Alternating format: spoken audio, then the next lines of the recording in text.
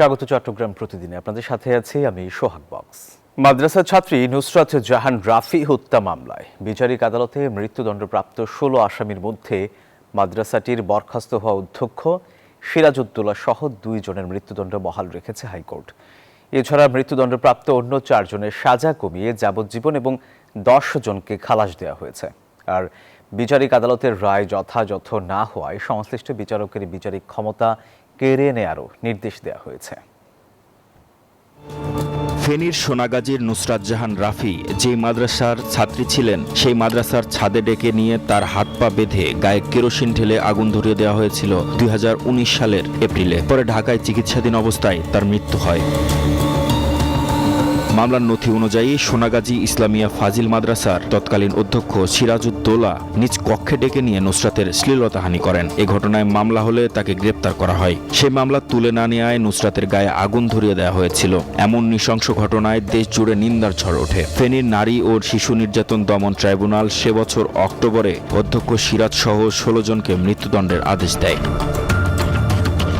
হাইকোর্টে আসামিদের death reference, appeal ও jail আপিলের ওপর শুনানি শেষে বিচারপতি ভীষ্মদেব চক্রবর্তী ও বিচারপতি KM রাশেদুজ্জামান রাজার সমন্বয়ে গঠিত বেঞ্চের দেয়ার রায়ে সেই অধ্যক্ষ সিরাজউদ্দৌলা ও শাহাদাত হোসেন শামীমের মৃত্যুদণ্ড বহাল রাখা হয়। আর ৪ জনের যাবজ্জীবন কারাদণ্ড এবং বাকি ১০ জনকে খালাস দেওয়া হয়। যথাযথ বিচার করতে ব্যর্থ হওয়ায় সংশ্লিষ্ট বিচারকের বিচারিক ক্ষমতা কেড়ে নেওয়ার নির্দেশ দিয়েছেন আদালত। তিনি এই জাজমেন্টটা রায় দেওয়ার ক্ষেত্রে কার কিভাবে দণ্ড দেওয়া উচিত, কার কি কতটুকু মামলার ঘটনার সঙ্গে সম্পৃক্ততা, সেটাও আমলে নিতে ব্যর্থ হয়েছেন। এই বিচারক মামুনুর রশিদকে ফৌজদারি মামলার বিচার এবং সেক্ষেত্রে তার দণ্ড দেওয়ার ক্ষেত্র থেকে তাকে সরিয়ে আনার জন্যই আইন, বিচার এবং সংসদ বিষয়ক মন্ত্রণালয়ের প্রতি নির্দেশনা প্রকাশ করেছেন। এদিকে আসামি পক্ষের আইনজীবীদের দাবি, সিসিটিভি ফুটেজ গায়েব করে দেয়ায় নুসরাত হত্যার রহস্য এখনও উদ্ঘাটিত হয়নি। রায়ের বিরুদ্ধে উচ্চ আদালতে আপিল করা হবে। মাননীয় হাইকোর্ট বিভাগ ২ জনের আপনার ডেথ বহাল রেখেছেন। একজন হলো ওই মাদ্রাসার প্রিন্সিপাল যিনি, আর আরেকজন হলো শাহাদাত হোসেন শামীম। আজকে হাইকোর্ট ডিভিশনের রায়ের মধ্য দিয়ে এই ব্যাপারে অনেকগুলো ফাইন্ডিং এসেছে, যেগুলো আমাদেরকে এই 164 নির্ভরশীলতা থেকে বেরিয়ে আসতে সাহায্য করবে। ইনভেস্টিগেটিং অফিসার ওই সিসিটিভি ক্যামেরাটাও সিজ করে নাই। এর ফুটেজটা যদি আদালতের সামনে আসতো, সুনির্দিষ্টভাবে বোঝা যেত কে কাকে কোথায় কি করেছে, কিভাবে কে কাকে মেরেছে কিংবা মারে নাই। নুসরাত হত্যা মামলায় ১৬ আসামি কারাগারে রয়েছে। যাবজ্জীবন পাওয়া ৪ আসামিকে কন্ডেম সেল থেকে সাধারণ জেলখানায় সরানোর নির্দেশ দিয়েছেন হাইকোর্ট। মাহমুদ হাসান, নিউজ 24, ঢাকা। এদিকে নুসরাত জাহান রাফি হত্যা মামলায় উচ্চ আদালতে দেয়ার রায়ে সন্তুষ্টি প্রকাশ করেছেন নুসরাতের পরিবার। রায় দ্রুত কার্যকরের পাশাপাশি নিজেদের নিরাপত্তা নিশ্চিতের দাবিও জানিয়েছে নিহতের পরিবার। রায়কে ঘিরে নুসরাতের বাড়িতে নিরাপত্তা জোরদারের কথা জানিয়েছে পুলিশ।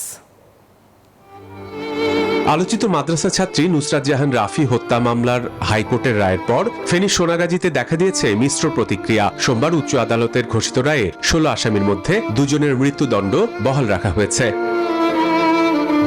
দীর্ঘ ৭ বছর পর আলোচিত নুসরাত হত্যার রায় ঘোষণার পর সন্তোষ প্রকাশ করেছেন নুসরাতের মা শিরিন আক্তার। দ্রুত রায় কার্যকরের পাশাপাশি পরিবারের নিরাপত্তা নিয়ে শঙ্কার কথাও জানান তিনি। আমরা জানি আমরা নিয়ে বিচার পাবো, এখন শুধু আমাদের নিরাপত্তার প্রয়োজন। ধন্যবাদ, আমার 3টা ছেলের প্রতি যেন খেয়াল রাখে। তবে রায়কে ঘিরে যেন কোনো ধরনের অপ্রীতিকর ঘটনা না ঘটে, সেজন্য পুলিশ প্রশাসনের পক্ষ থেকে নুসরাতের গ্রামের বাড়িতে বাড়তি নিরাপত্তা জোরদার করা হয়েছে। যতক্ষণ পর্যন্ত না এখানে কোনো ধরনের বিশৃঙ্খলা, কোনো ধরনের ঝামেলা যাতে না হয়, আমরা সবসময় নিরাপত্তায় আছি, নিরাপত্তায় থাকবো। এদিকে নুসরাত হত্যাকাণ্ডের রায় সন্তুষ্ট প্রকাশ করেছেন এলাকাবাসীও। অপরাধীদের দৃষ্টান্তমূলক শাস্তির পাশাপাশি শিক্ষা প্রতিষ্ঠানে নিরাপদ পরিবেশ নিশ্চিত করার দাবিও জানিয়েছেন তারা। এলাকাবাসীর যে প্রত্যাশা ছিল, ওই প্রত্যাশা অনুযায়ী আমরা রায় পেয়েছি। এই রায়ে অনেক নিরপরাধ মানুষকে ফাঁসানো হয়েছিল। আজকে আদালতের মাধ্যমে এই ঐতিহাসিক রায়ের মাধ্যমে আমাদের এলাকাবাসীর প্রত্যাশা পূরণ হয়েছে। ২০১৯ সালের ২৭ মার্চ মাদ্রাসার অধ্যক্ষ সিরাজউদ্দৌলা নিজ কক্ষে ডেকে নিয়ে নুসরাতের শ্লীলতাহানি করেন। পরে মামলা হলে মামলা তুলে না নেয়ায় 6 এপ্রিল মাদ্রাসার ছাদে ডেকে নিয়ে নুসরাতের হাত পা বেঁধে গায়ে কেরোসিন ঢেলে আগুন ধরিয়ে দেয়া হয়। পরে ঢাকা মেডিকেল কলেজ হাসপাতালের বার্ন ইউনিটে চিকিৎসাধীন অবস্থায় ওই বছরের 10 এপ্রিল নুসরাতের মৃত্যু হয়। Desk report, news 24। বান্দরবানের নাইক্ষ্যংছড়ি সীমান্তের মিয়ানমার অংশে আরাকান আর্মির নিয়ন্ত্রণাধীন এলাকায় পুঁতে রাখা ল্যান্ডমাইন বিস্ফোরণে এক বাংলাদেশি নিহত হয়েছেন। সকালে নাইক্ষ্যংছড়ি ব্যাটালিয়নের টার্গুপাড়া বিউপির দায়িত্বপূর্ণ সীমান্তের মিয়ানমার অংশে বিস্ফোরণ হলে সাইফুলের 2 পা বিচ্ছিন্ন হয়ে গুরুতর আহত হন। পরে স্থানীয়রা উদ্ধার করে নাইক্ষ্যংছড়ি উপজেলা স্বাস্থ্য কমপ্লেক্সে নিয়ে গেলে চিকিৎসাধীন অবস্থায় তাঁর মৃত্যু হয়। পার্কিং ব্যবস্থা অনুমোদিত নকশা যাচাইয়ে চট্টগ্রামের বিভিন্ন হাসপাতাল এবং ডায়াগনস্টিক সেন্টারে অভিযান চালিয়েছে চট্টগ্রাম উন্নয়ন কর্তৃপক্ষ। সকাল থেকে নগরীর ল্যান্সেট হাসপাতাল, ট্রিটমেন্ট হাসপাতাল, শেভরন হাসপাতাল এবং ডায়াগনস্টিক সেন্টার সহ বিভিন্ন হাসপাতাল সরেজমিন পরিদর্শন করেন সিডিএ চেয়ারম্যান। এ সময় তিনি হাসপাতালগুলোর পার্কিং ব্যবস্থা, অনুমোদিত নকশা যাচাইয়ের পাশাপাশি আবাসিক ভবনে হাসপাতাল নির্মাণ সহ নানা অনিয়ম দেখতে পান। হাসপাতাল ও ডায়াগনস্টিক সেন্টারগুলোর পার্কিং ব্যবস্থা নিশ্চিত সহ যেসব নির্দেশনা দেওয়া হয়েছে তা দ্রুত বাস্তবায়ন না করলে কঠোর ব্যবস্থা নেওয়া হবে বলে সাবধান করেন চট্টগ্রাম উন্নয়ন কর্তৃপক্ষের চেয়ারম্যান। দর্শক, এই ছিল নিউজ 24 চট্টগ্রাম প্রতিদিনের এখনকার আয়োজনে। ধন্যবাদ সবাইকে।